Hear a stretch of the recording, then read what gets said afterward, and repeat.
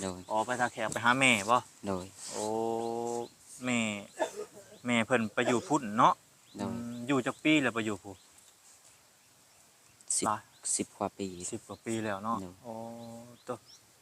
เพิ่นเอาอันสามีใหม่ผัวใหม่บ่หรือว่าจังไดเพิ่นมีลูกกันจักคนน่ะนะบ่มีเลยบ่มีบ่โดยอ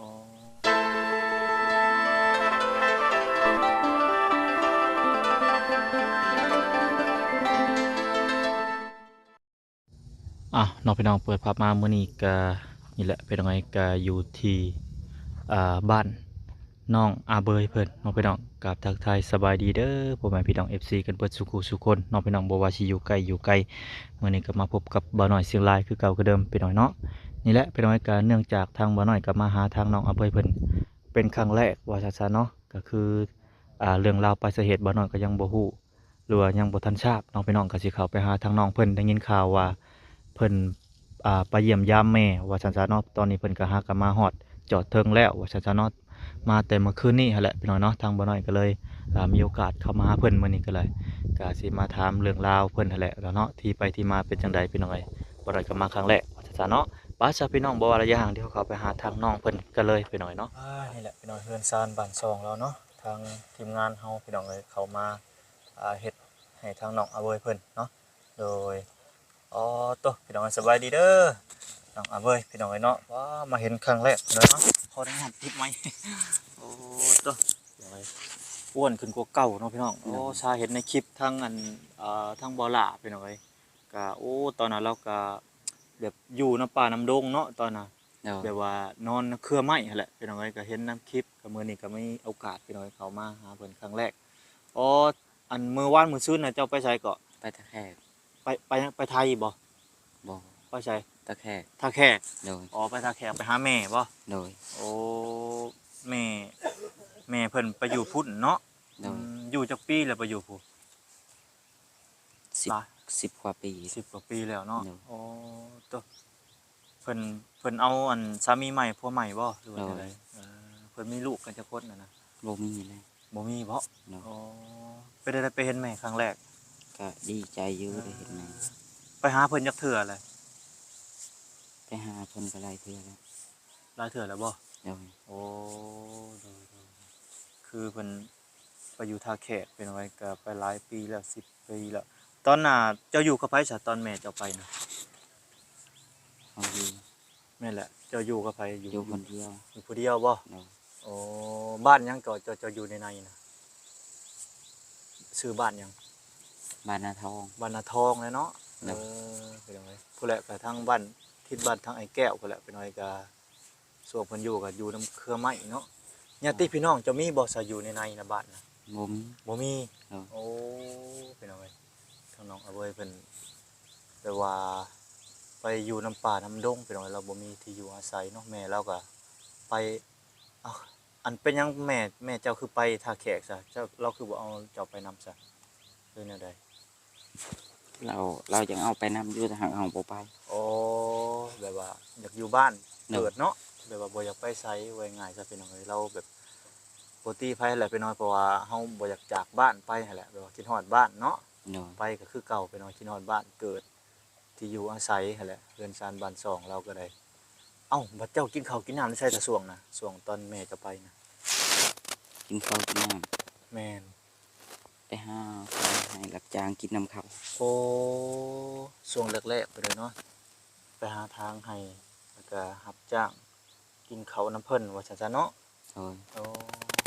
นี่แหละเป็นเรื่องราวแล้วกับประมาณนี้แหละตอนตะกี้แต่ยังบ่ทันได้เฮือนได้ซ่านทีมงานบ่ทันได้เข้ามาพี่น้องอันนี้ก็นี่เด้เฮือนซ่านบ้านช่องเราก็ได้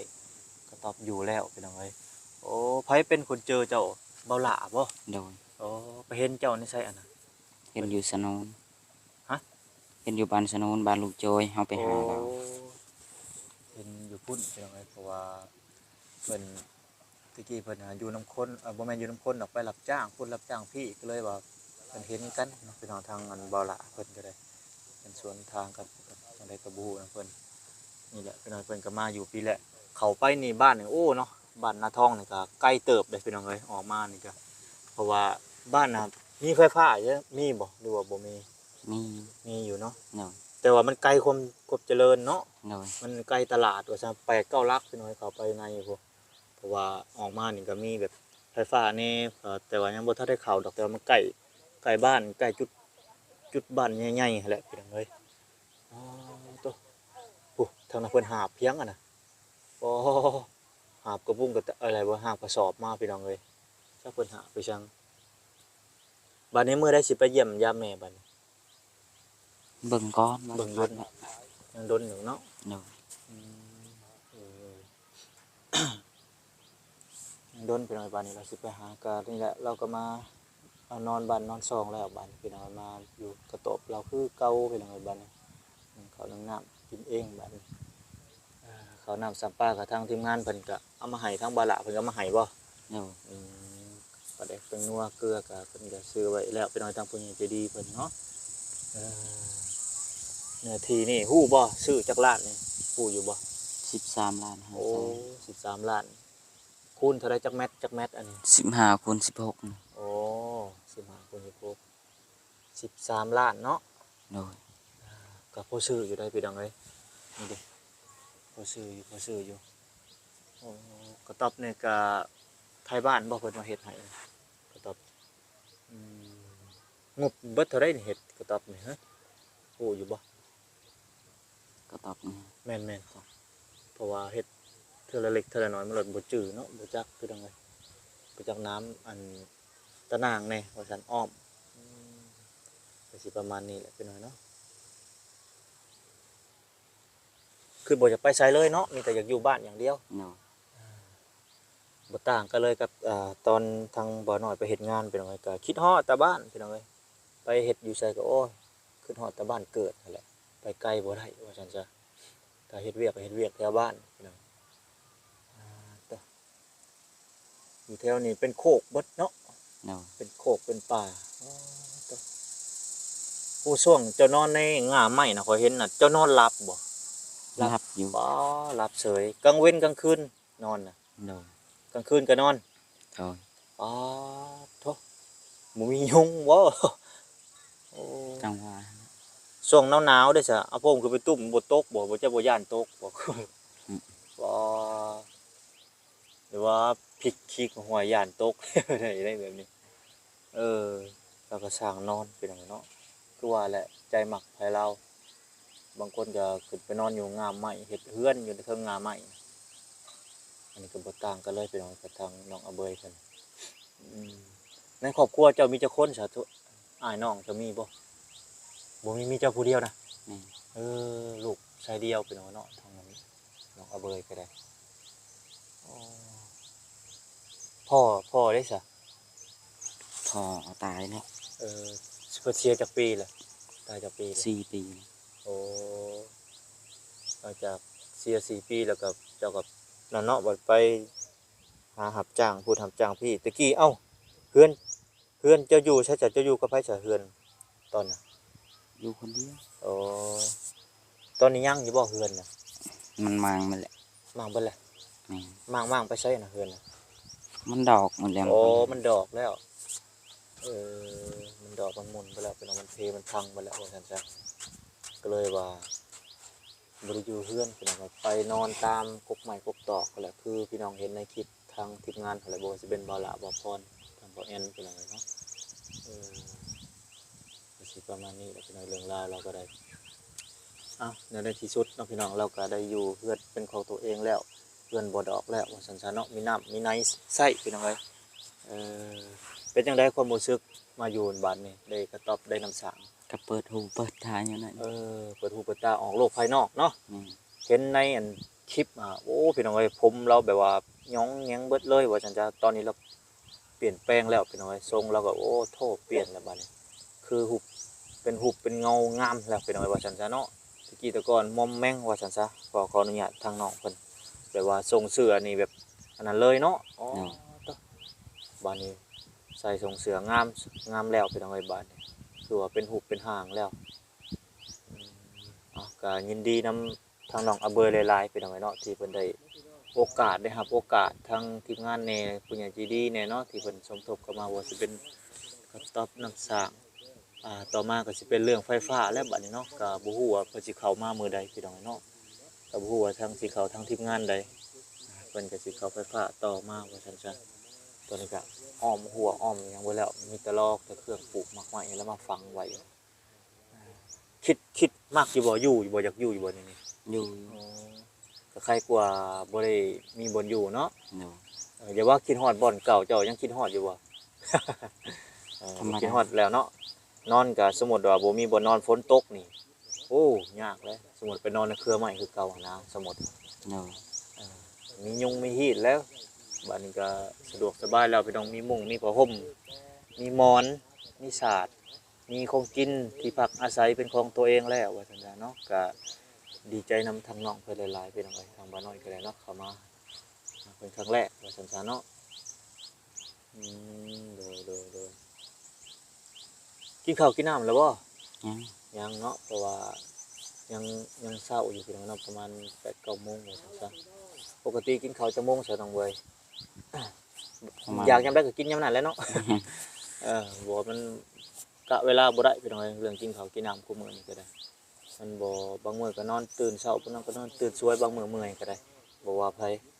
อยากกินน้ำบ่ตรงเวลาปานใด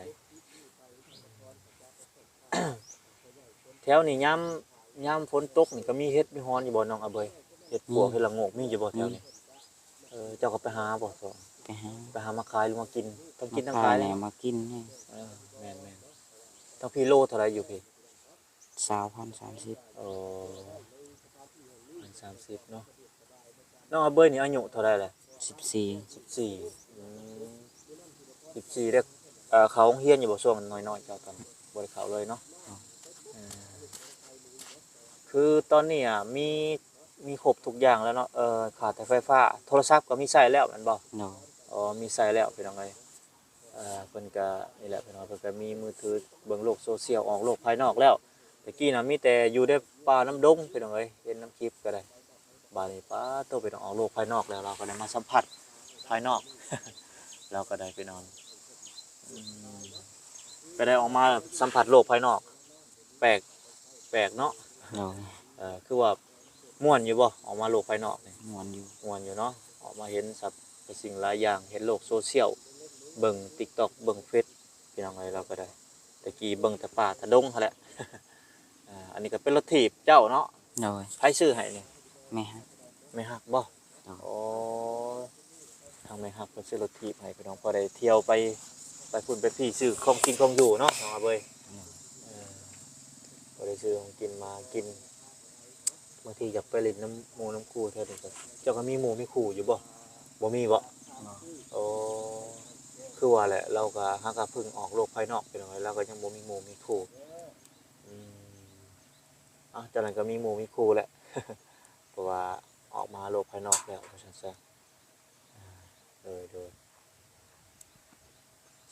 มื้อนี้เฮ็ดหยังมื้อนี้สิไปไสมื้อนี้คิดว่า บ่ได้ไปไส บ่ได้ไปไสบ่อืมคิดว่าสิเฮ็ดหยังแน่ซะมื้อนี้บ่ได้เฮ็ดหยังบ่อืมมีแต่ให้เพิ่นเฮ็ดมื้อละก็แก๊กเลิกพักผ่อนนั่นแหละเนาะเพิ่นมาแต่หาแม่เพิ่นก็เมื่อยนั่งรถว่าจังซั่นเนาะถ้าแค่นี่โหหลายร้อยเติบได้ร้อยปลายพู้นแหล้วเนาะไกลเติบได้พี่น้องเอ้ยนั่งรถอันเมบ่รถโดยสารนี่จังได๋ ด้วยสารนี่แหละ โอ้นั่งโดยสารค่ารถไปเท่าไรทาแขกนี่ แสนหนึง 100,000อืมบัดนี้นั่งรถโดยสารมานั่งต่อมาพี่อีกบัดนี้เท่าไรบัดนี้ต่อมาพี่ แสนปลาย แสนปลายโอ้โหผู้ที่รวมเป็น200,000ปลายพี่น้องรวมค่าอยู่ค่ากินเนี่ยเนาะสิประมาณนี้พี่น้องเอ้ยทางเรื่องราวของน้องอาเบยก็ได้เดี๋ยวก็ให้เพิ่นทางพักผ่อนกินข้าวก่อนกินข้าวกินน้ำก่อนเนาะเดี๋ยวมื้อน้ำมื้อในหรือว่าตะแลงก็สิเข้ามาอัปเดตเรื่องราวของเพิ่นต่อว่าสิมีเรื่องราวหยังเข้ามาว่าซั่นๆเนาะสบายดีเด้อน้องอาเบยเด้อโดยสบายดีอยู่ดีมีแฮงพี่น้องเอ้ยนี่แหละเนาะพี่น้องเรื่องราวต้นปลายสาเหตุคือที่เพิ่นเล่ามานั่นแหละพี่น้องเนาะทางน้องอาเบยเพิ่นกิจกรเพิ่นก็อยู่นำเครือไม้เครือตอกนั่นแหละแล้วก็เป็น